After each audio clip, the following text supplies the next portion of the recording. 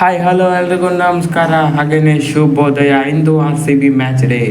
Royal Challengers Bengaluru versus Rajasthan Royals ಪಂದ್ಯಾವಳಿ ಇದು ನಡೀತಾ ಇರೋದು ಜೈಪುರ್ನಲ್ಲಿ. ಈಗಾಗಲೇ 2 ಬ್ಯಾಕ್ ಟು ಬ್ಯಾಕ್ ಹೋಮ್ ಮ್ಯಾಚನ್ನು RCB ಸೋತಿದ್ದಾರೆ. ಈಗ ಜೈಪುರ್ ಕಡೆ ನಮ್ಮ ಸವಾರಿ. ಇವತ್ತಾದರೂ ಗೆಲ್ಲಬೇಕು ಖಂಡಿತವಾಗ್ಲೂ, ಯಾಕಂದರೆ ಪಾಯಿಂಟ್ಸ್ ಟೇಬಲ್ನಲ್ಲಿ ಡೌನ್ ಹೋಗಿಬಿಟ್ಟಿದ್ದೇವೆ ತುಂಬಾ. ಇವತ್ತು ಸಖತ್ ಪರ್ಫಾರ್ಮೆನ್ಸ್ ಬರಲೇಬೇಕು. ಮ್ಯಾಚನ್ನು ಸಣ್ಣದಾಗಿ ಪ್ರಿವ್ಯೂ ಮಾಡೋಣ ಬನ್ನಿ ಈ ವಿಡಿಯೋದಲ್ಲಿ. ಅದಕ್ಕೂ ಮೊದಲು ಚಾನಲ್ಗೆ ಹೊಸಬರಾಗಿದ್ದರೆ ದಯವಿಟ್ಟು ಸಬ್ಸ್ಕ್ರೈಬ್ ಮಾಡಿ, ಸ್ಪೋರ್ಟ್ಸ್ ಅಪ್ಡೇಟ್ ಪಡೆಯಿರಿ. ಬನ್ನಿ ವಿಡಿಯೋನ ಶುರು ಮಾಡೋಣ. ಇಂದು RCB ಜೈಪುರ್ನಲ್ಲಿ ರಾಜಸ್ಥಾನ್ ಹೋಮ್ ಟೀಮನ್ನು ಎದುರಿಸಲಿದ್ದಾರೆ. ಈಗಾಗಲೇ ಬ್ಯಾಕ್ ಟು ಬ್ಯಾಕ್ ಸೋಲಿನಿಂದ ಕಂಗಟ್ಟಿರುವ RCB ತಂಡವು ಇವತ್ತು ಗೆಲುವಿನ ಹಾದಿಯನ್ನು ಹಿಡಿಯಲೇಬೇಕಾಗಿದೆ. ಬ್ಯಾಟಿಂಗ್ ಇದ್ದರೆ ಬೌಲಿಂಗ್ನಲ್ಲಿ ಸ್ಟ್ರಾಂಗ್ ಇರಲ್ಲ, ಬೌಲಿಂಗ್ ಇದ್ದರೆ ಬ್ಯಾಟಿಂಗ್ನಲ್ಲಿ ಸ್ಟ್ರಾಂಗ್ ಇರಲ್ಲ. ಈ ಸೀಸನ್ ಇದ್ದಕ್ಕೂ ಇದೇ ಪ್ರಾಬ್ಲಮ್ RCBಗೆ ಎದುರಾಗಿದೆ. ವಿರಾಟ್ ಕೊಹ್ಲಿ ಅವರನ್ನು ಬಿಟ್ಟರೆ ಯಾರೂ ಕೂಡ ಟಾಪ್ ಆರ್ಡರ್ನಲ್ಲಿ ನಿಂತು ಆಡುವ ಭರವಸೆಯನ್ನೇ ತೋರಿಸಿಲ್ಲ ಈ ಸೀಸನ್ನಲ್ಲಿ.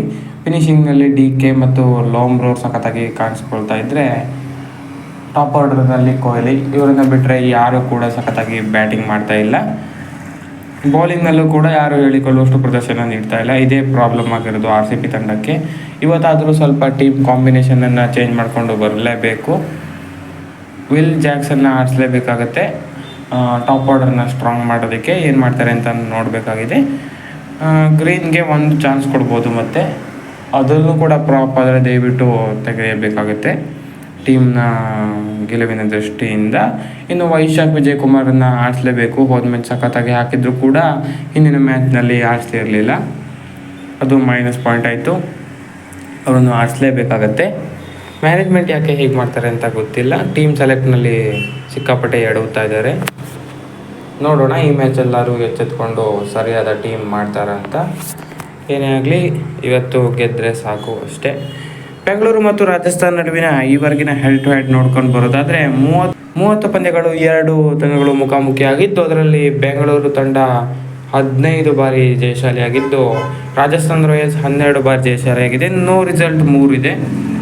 ಹಾಗಾಗಿ 15 ಬಾರಿ RCBನೇ ಜಯಶಾಲಿಯಾಗಿದ್ದು, ರಾಜಸ್ಥಾನ್ ರಾಯಲ್ಸ್ ವಿರುದ್ಧ ಮೇಲುಗೈಯನ್ನು ಬೆಂಗಳೂರು ಹೊಂದಿದೆ. ಅದನ್ನೇ ಮುಂದುವರ್ಸ್ಕೊಂಡು ಹೋಗಬೇಕು. ಏನು ಮಾಡ್ತಾರೋ ಗೊತ್ತಿಲ್ಲ. ಇವತ್ತು ಸಖತ್ತಾಗಿ ಕಮ್ಬ್ಯಾಕ್ ಮಾಡಬೇಕು, ಯಾಕಂದರೆ 2 ಬ್ಯಾಕ್ ಟು ಬ್ಯಾಕ್ ಸೋಲನ್ನು ಅನುಭವಿಸಿದ್ದಾರೆ.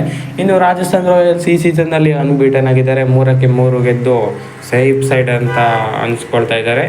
ಎಲ್ಲ ಡಿಪಾರ್ಟ್ಮೆಂಟ್ ಅವ್ರದ್ದು ಸ್ಟ್ರಾಂಗ್ ಇದೆ. ಪಾಯಿಂಟ್ಸ್ ಟೇಬಲ್ನ ಬರೋದಾದರೆ ರಾಜಸ್ಥಾನ್ ರಾಯಲ್ಸ್ 2ನೇ ಸ್ಥಾನದಲ್ಲಿದ್ದು, ಈಗಾಗಲೇ ಹೇಳಿದಾಗೆ 3ಕ್ಕೆ 3 ಪಂದ್ಯಗಳನ್ನು ಗೆದ್ದು ಬಿಗಿದೆ. ಇನ್ನು RCB 8ನೇ ಸ್ಥಾನದಲ್ಲಿದೆ, ಒಂದೇ ಗೆದ್ದಿದೆ, ಅದು ಕೂಡ ಪಂಜಾಬ್ ವಿರುದ್ಧ. ರನ್ ರೇಟ್ ಅಂತೂ -0.8 ಇದೆ, ಅದನ್ನು ಕೂಡ ಗಮನದಲ್ಲಿ ಇಟ್ಕೋಬೇಕಾಗತ್ತೆ. ವಿನ್ ಆಗಬೇಕು, ಹಾಗೆಯೇ ರನ್ ರೇಟ್ ಕೂಡ ಪ್ಲಸ್ ಮಾಡ್ಕೋಬೇಕಾಗತ್ತೆ. ತುಂಬಾ ಬಿಗ್ ಟಾಸ್ಕ್ ಇದೆ. ಇನ್ನು ಮುಂದೆ ಎಲ್ಲ ಪಂದ್ಯಗಳು ಸಖತ್ತಾಗಿ ಆಡಲೇಬೇಕಾಗುತ್ತೆ ಪ್ಲೇ ಆಫ್ಸಿಗೆ ಹೋಗೋ ದೃಷ್ಟಿಯಿಂದ. ನೋಡೋಣ ಏನಾಗುತ್ತೆ ಅಂತ. ಈ ಮ್ಯಾಚ್ ಯಾಕೋ ಗೆಲ್ತಾರೆ ಅಂತ ಅನ್ನಿಸ್ತಾ ಇದೆ. ಆದರೆ ರಾಜಸ್ಥಾನ್ ರಾಯಲ್ಸ್ ಬೌಲಿಂಗ್ ಯೂನಿಟ್ ಸಖತ್ತಾಗಿದೆ. ನಂದ್ರೆ ಬರ್ಗರ್ ಮತ್ತು ಟ್ರೆಂಟ್ ಬೋಲ್ಟ್ ಸಖತ್ ಫಾರ್ಮ್ನಲ್ಲಿದ್ದಾರೆ. ಅವರನ್ನು ನೆಗೋಷಿಯೇಟ್ ಮಾಡಲೇಬೇಕಾಗುತ್ತೆ RCB ಬ್ಯಾಟರ್ಸ್, ಯಾಕಂದರೆ ಓಪನಿಂಗಲ್ಲಿ ಇಬ್ಬರು ರೈಟ್ ಹ್ಯಾಂಡ್ ಬ್ಯಾಟರ್ಸ್ ಬರೋದ್ರಿಂದ. ನೋಡೋಣ ಹೇಗಾಗುತ್ತೆ ಅಂತ ಮ್ಯಾಚ್. ಹೋಪ್ ಇವತ್ತು ಗೆಲ್ತಾರೆ ಅಂತ ಅನಿಸುತ್ತೆ. ನೋಡೋಣ.